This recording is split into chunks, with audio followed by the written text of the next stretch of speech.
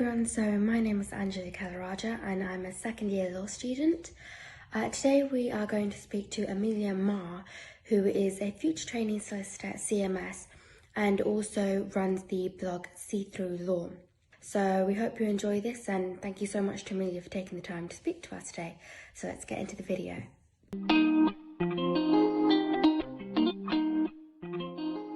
Hi everyone, my name's Amelia Mah. I'm a recent Scots and English Law LLB graduate, and I'm also a future trainee solicitor at CMS. So I'll be starting my training contract with them in August 2021, and I'll be based in the firm's Edinburgh office in Scotland. I'm also the founder of See Through Law, which is a website where I write up all of my top tips and tricks and advice. So first of all, we want to know what drew you to a city firm and particularly CMS? So I think quite early on in my degree, I figured out I wanted to do commercial law as opposed to other types of law. And then after this, I kind of considered the size of firms. Some people prefer smaller, more intimate firms, and other people prefer larger teams. And then you should consider things like what kind of work you'd like to do and maybe what kind of clients you'd like to be exposed to. So for me, I quite like working in large teams, and I knew I wanted to work on a firm that had quite a large international client base. So this kind of led me to the larger international firms, commercial firms generally. As for CMS specifically, I was first drawn to them quite early on in my degree when I met them at the University Law Fair. And then I was drawn initially because the CMS Academy, which is their vacation scheme, is very different from all the other schemes. It's based on a 1 week, a business in law week that you do in London with everybody, and then you do a 2-week internship, which is a more traditional style sort of internship that you do in your regional office. Obviously, I did my vacation scheme pre-pandemic. It was moved on this year, so it's slightly different. Yeah. But when I spoke to the CMS representative at the law fair, I was so impressed at how open and friendly and supportive the culture is at the firm. So I was kind of instantly drawn to this sort of culture at this firm. I was also really impressed by the high quality of work they do, the type of training that they offer, but also the opportunities for international secondments.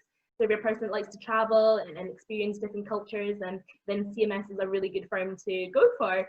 So after this, I applied to be their campus brand ambassador, which gave me the opportunity to find out a little bit more about them and learn more about their culture. And then from this, I applied for the academy, and then after the academy, I was offered a training contract. So yeah, lots of different things drew me to CMS, and it's all worked out. Yeah, I think it's really interesting that how many different factors that you've considered before choosing which law firm, because there are so many law firms out there. So next, we're wondering how you prepared for the application process, because I've been through your blog and you've got so many different blogs on like the thinking tests and assessments, and I was just wondering, like, how did you prepare for that? Thank you. Yeah, so I mean, I think for each different stage, there's different ways to prepare. So the first one, when we talk about the online testing, sometimes it's a Watson Glaser, so CMS do the Watson Glaser. Other firms do combination of maybe a math section, a language section, and then maybe kind of a situational judgment or some other critical thinking. So it can vary quite a lot between firms. But key tip is don't just dive straight in and do the mock tests. Because this will definitely freak you out.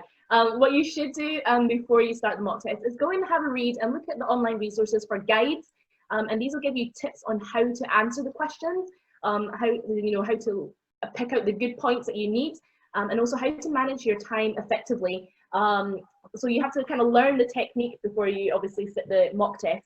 But after you kind of you think you've practiced a bit with the technique, then definitely spend as much time as you can doing the mock test and try and do as many as you can. They'll give you, and usually when you do these practice tests, there'll be breakdown sections at the end. They'll tell you which bits you're stronger in, which bits you need to work on, and then spend more time focusing on them and try and get in as many mock tests as you can before you set your actual test. They will progress you to a video interview, and for this, my favorite thing to do, a little about the firm and how to answer questions that might come at you. Most firms in the video interview will ask you a combination of questions about yourself, your strengths, any weaknesses, your skills and experiences. So what I like to do here to prepare for these sort of video interviews is write them on kind of flashcards. So I match each sort of skill with an experience. and then you write them on flashcards. So for example, I might get asked a question about, the firm might say, give an example of a time where I was part of a team and I was a good team player. So then I can flick through my flashcards, pick the one that I've chosen as the example for teamwork, let's say sports, for example. And this takes a lot of stress out of the video interview, which can go quite quickly. And it's much better to prepare like this rather than try and answer all the questions off the fly, which is extremely stressful. And sometimes your mind goes blank and you can't think of your experiences. So flashcards is definitely the way I've done it. And hopefully that's something that will help you guys as well. As for the assessment center, there's a lot of different aspects. So there's written exercises, group exercises, networking, case studies. Sometimes there is no way to prepare because you just don't know what's going to come at you. But the best way in general to prepare for an assessment center is brush up on your commercial awareness. Key words that are super important. Make sure you're aware of the trends in the market, how it's going to affect the firm's client, the practice, how the firm works. Even consider any notable transactions that have gone through at the firm. If there are any, practice or sector areas that you're more interested in, make sure you research a little bit more about them so you can talk about it in your interview, and you're able to discuss these when the opportunity arises. So lots of different things to do in the assessment center, but it's also an opportunity for the firm to get to know you as a person, and so it's really time to know yourself and see whether you fit into the culture at the firm, and that's really important because it's not strictly academic. They're trying to see whether you'd be a good fit in the firm. But you can check out, like you said, you mentioned my website. So you can check out my website, which has lots of different blogs. I've got links to free practice tests, how to do group exercises and things like that. So if you guys have a chance, I'd love for you guys to check that out.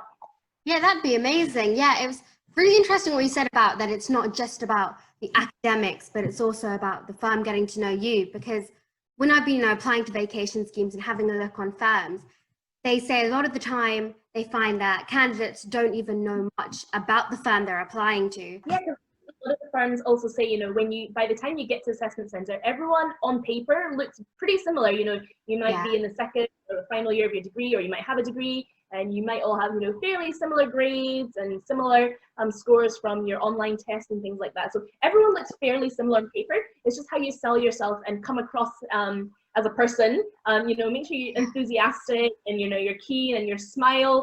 Smiles go a long way to make people feel like you really want to be there. And then just trying to network with as many people as you can. Try and build good rapport with your interviewer, so they can get to know you as a person and they think, oh yeah, this candidate might fit quite well into the culture of the firm. So what made you think that you stood out to other candidates when you got your position at CMS, for example? Yes, obviously I think vacation schemes and training contracts are very, very competitive. So you should always, before you start applying, they're so competitive. And I think, given the pandemic, it's only going to get worse. I think that's not really a surprise, unfortunately. But I think you should always think about what makes you different. And for me, I think my selling point was, I have quite a wide variety of sort of life experiences, and I've boosted quite a lot in my CV.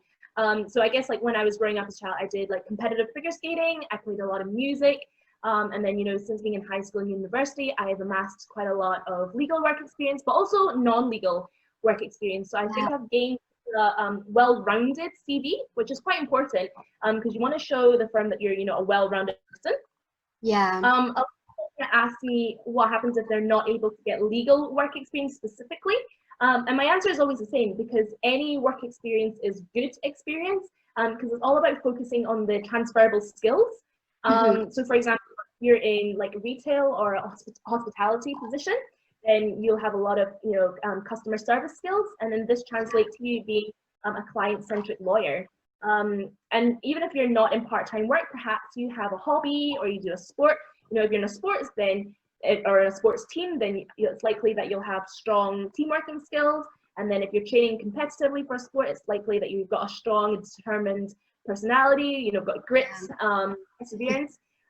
So these are all different personalities and traits and skills that you can then transfer into the legal field.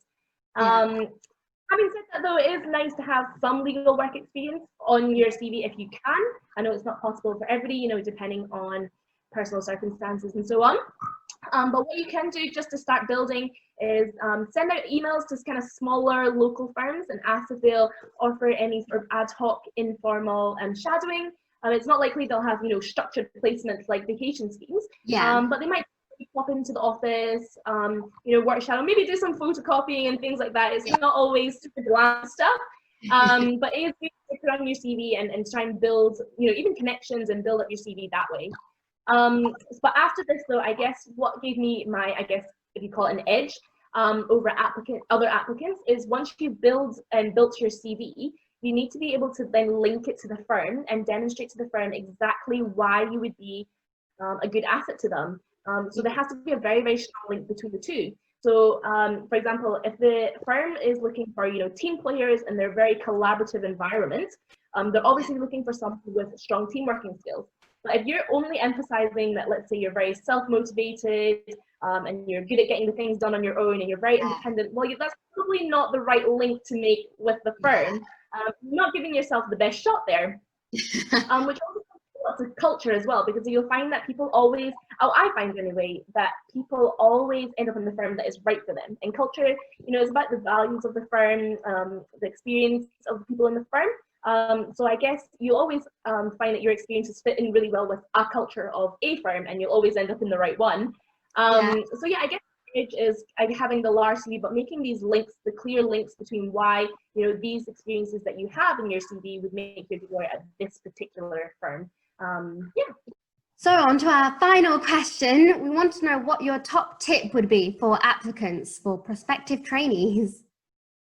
Oh, so many top tips, I guess. It's part of people's lives, and I think, but yeah, I guess very, very, very high on my list is start your preparations as early as you can. Don't leave it to the last minute, because when you're researching your firms in order to write really good applications, it takes a lot of time and it's not something that you can rush. But also it's tied into that. It's definitely a quality over quantity. So you hear about people who are applying to 30 or 20 firms and maybe only getting 1 or 2 interviews. And it's because they're just applying to every firm within their grasp.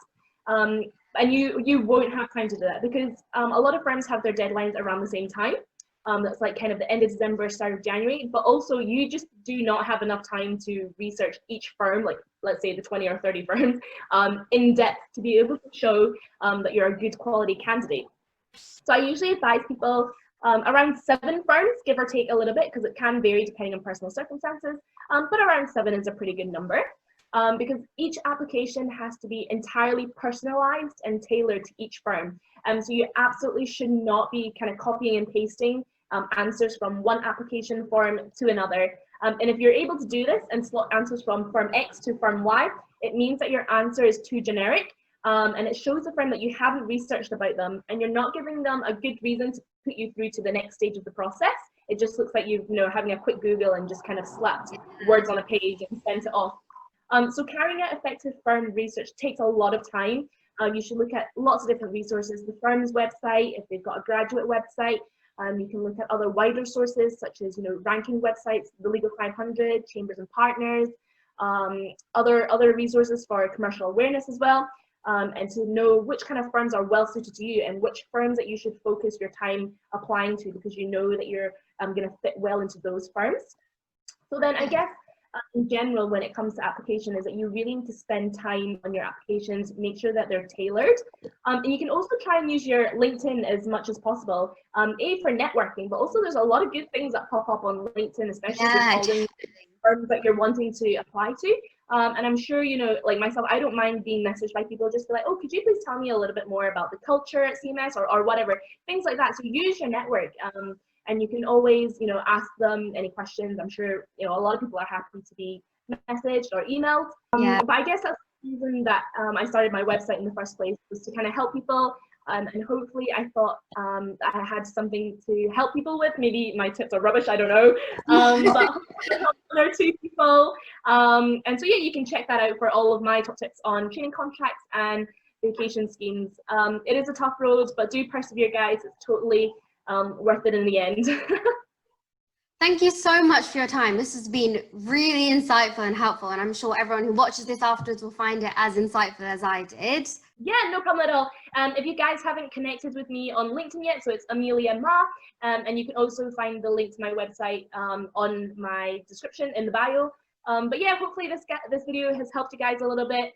Please do connect with me, and if there's any other questions, I'm happy for you guys to message me or email me, and I'm happy to chat more.